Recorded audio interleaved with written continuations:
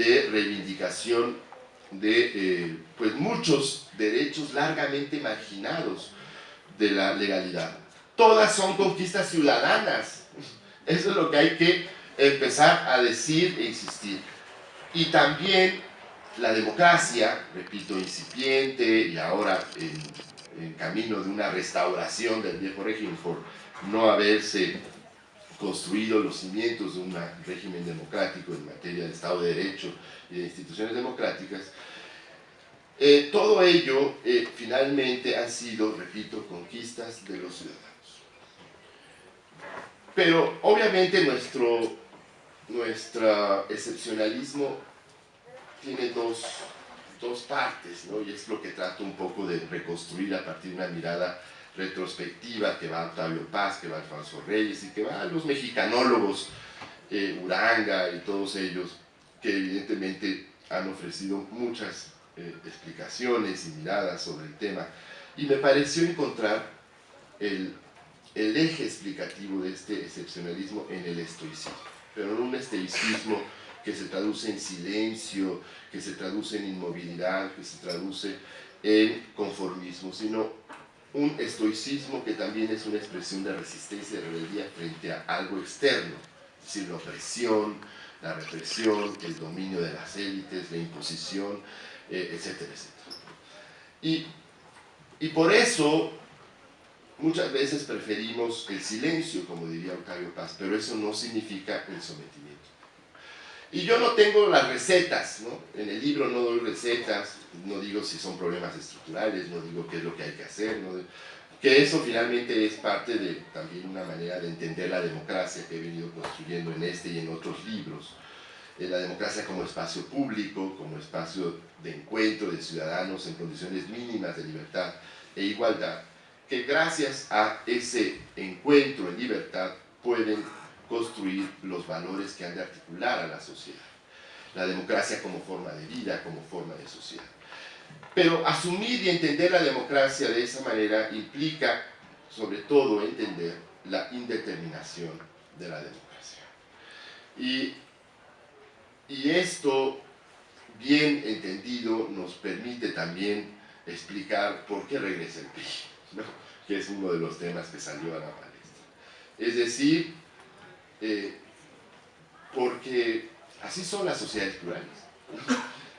Las sociedades plurales no necesariamente tienen un camino fijado que desde la perspectiva de unos en esa heterogeneidad sería el deseable, ¿no? Que sería pues, ni un paso atrás, ¿no? En la lógica leninista, ¿no? Ni un paso atrás, ¿no?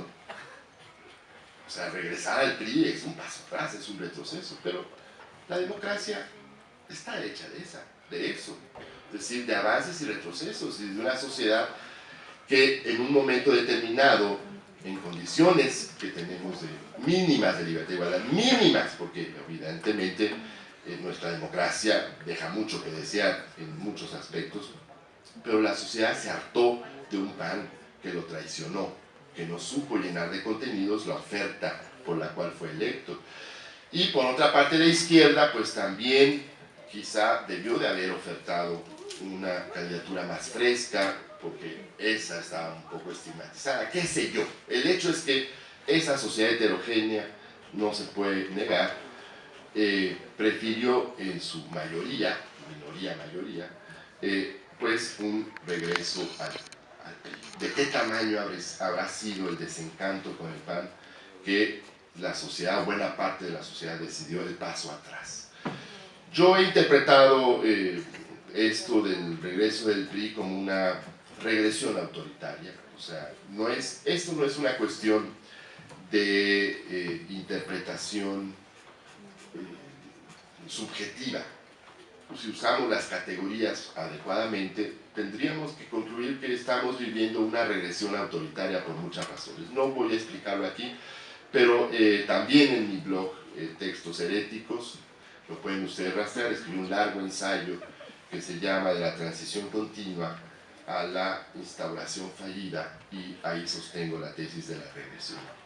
Este es, en fin, pero esa opción finalmente sí fue una decisión de la sociedad, manipulada, influenciada, impuesta, los medios, la manipulación mediática, lo que ustedes quieran, pero ahí queda ese dato.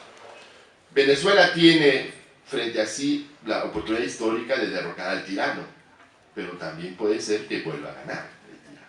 Entonces, pues una decisión de la sociedad en un proceso que también deja mucho que desear en términos de condiciones democráticas, pero también es indudable e innegable que hay una parte de la sociedad de Venezuela que prefiere al tirano, ¿no? Entonces, ¿qué le vamos a hacer?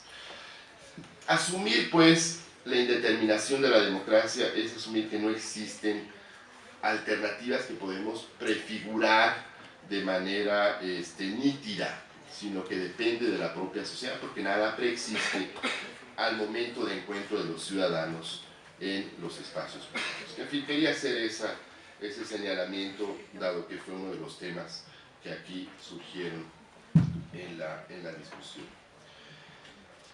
Y bueno, y una última cosa, el libro, pues sí, hay una parte que sí analizo la situación política, quizá con demasiado optimismo, pero no, finalmente no es una cuestión de optimismo, es decir, combatir o confrontar intelectualmente estas visiones derrotistas, estas visiones fatalistas que nos condenan a la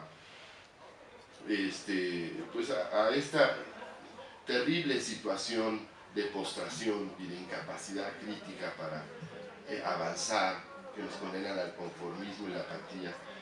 Combatir intelectualmente estas posiciones, pues es un ejercicio que yo considero importante hacerlo, desmitificar lo que trabajó, digamos, lo que permanentemente se ha construido y que de tan repetido uno termina creyendo, ¿no?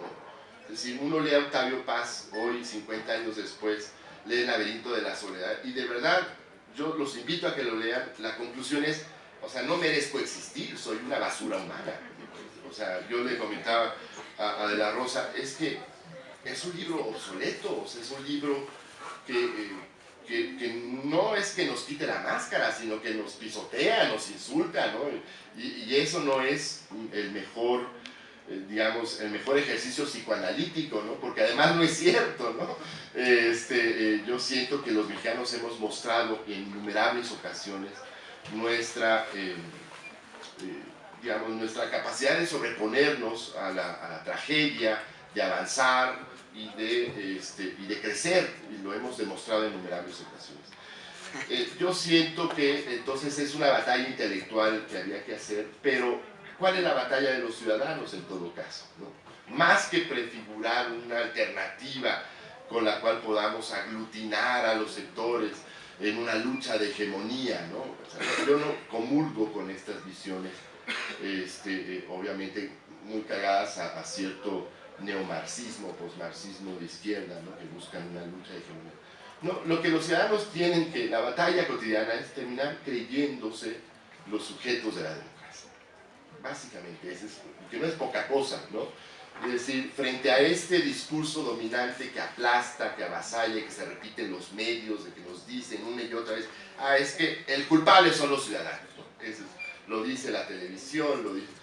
En fin, frente a ese discurso, me parece que el ciudadano tiene que romper esta inercia y decir, no, yo soy el sujeto de la política, y lo que se ha logrado gracias a mis resistencias, a mi participación y a mi involucrarme cada vez más en los asuntos públicos. Obviamente, no es fácil, ¿no? Pero en todo caso, esta es una manera de ser radical cuando nos referimos a la democracia, que significa la decisión depende de los ciudadanos, y de ahí se articularán, se irán definiendo los valores de este país. Hoy los valores son el regreso al PRI. Vamos a ver si esta sociedad que hoy decidió que regresara el PRI aceptará dócilmente la imposición, la corrupción de otros años, el clientelismo, el corporativismo, los abusos de autoridad o no. Yo sigo pensando que la sociedad ha evolucionado y que no aceptará tan dócilmente como muchos suponen, no obstante que la propia elección del retorno del PRI podría